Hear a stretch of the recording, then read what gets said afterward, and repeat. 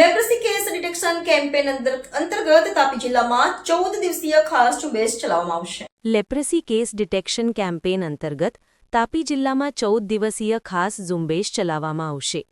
આરોગ્ય વિભાગ દ્વારા રાષ્ટ્રીય રક્તપિત્ત નિર્મૂલન કાર્યક્રમ અંતર્ગત તાપી સહિત 12 જિલ્લાઓ તેમજ વડોદરા અને સુરત મ્યુનિસિપલ કોર્પોરેશનમાં લેપ્રસી કેસ ડિટેક્શન કેમ્પેન LCDCની ખાસ ઝુંબેશ તારીખ 8 ડિસેમ્બરથી 14 દિવસ સુધી આશા અને ફિલ્ડ લેવલ વોલન્ટિયર દ્વારા ઘરે ઘરે મોજણી કામગીરી કરવામાં આવનાર છે।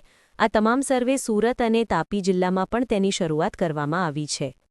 રાષ્ટ્રીય રક્તપિત્ત નિર્મૂલન કાર્યક્રમ NLEP leprosy case detection campaign અંતર્ગત તાપી જિલ્લા કક્ષાએ ડિસ્ટ્રિક્ટ કોઓર્ડિનેશન કમિટીની મીટિંગ કલેક્ટરશ્રીના અધ્યક્ષસ્થાને આયોજિત કરવામાં આવી હતી।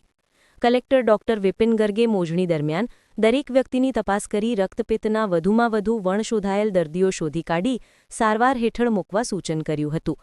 આ કામગીરી દરમિયાન ટીમ દ્વારા પ્રત્યેક ઘરની મુલાકાત લઈ રક્તપિત્ત અંગે લોકોને સમજ આપી ઘરના તમામ સભ્યોની રક્તપિત્ત અંગે શારીરિક તપાસણી કરી રક્તપિત્તના શંકાસ્પદ દર્દીઓને શોધી નિદાન કરાવી સારવાર કરવામાં આવશે। તાપી જિલ્લામાં રક્તપિત્ત રોગનું પ્રમાણદર 10,000ની વસ્તીએ 1.22 છે, જ્યારે ગુજરાત રાજ્યનો રક્તપિત્ત રોગનું પ્રમાણદર 10,000ની વસ્તીએ 0.32 છે।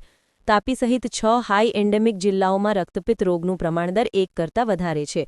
આરોગ્ય વિભાગ દ્વારા વર્ષોથી રક્તપિત્તને નાથવા માટે અનેકવિધ પગલાં હાથ ધરવામાં આવ્યા છે। કોરોના કાળ બાદ વર્ષ 2023-24થી આજ દિન સુધી રક્તપિત્તના વણશોધાયેલ દર્દીઓ શોધવા active case detection and regular survey, Sparsh leprosy awareness campaign, hard to reach area campaign જેવી ખાસ ઝુંબેશ હાથ ધરીને સઘન કામગીરી આરોગ્ય વિભાગ દ્વારા કરવામાં આવી છે, જેમાં જનરલ હેલ્થ સ્ટાફ અને આશાની ટીમો દ્વારા ઘરે ઘરે તપાસ કરી રક્તપિત્ત નવા દર્દી શોધીને ત્વરિત બહુ ઔષધીય સારવાર હેઠળ મૂકી તેઓને રોગમુક્ત કરેલ છે। રક્તપિત્ત કોઈપણ તબક્કે સંપૂર્ણપણે મટી શકે છે।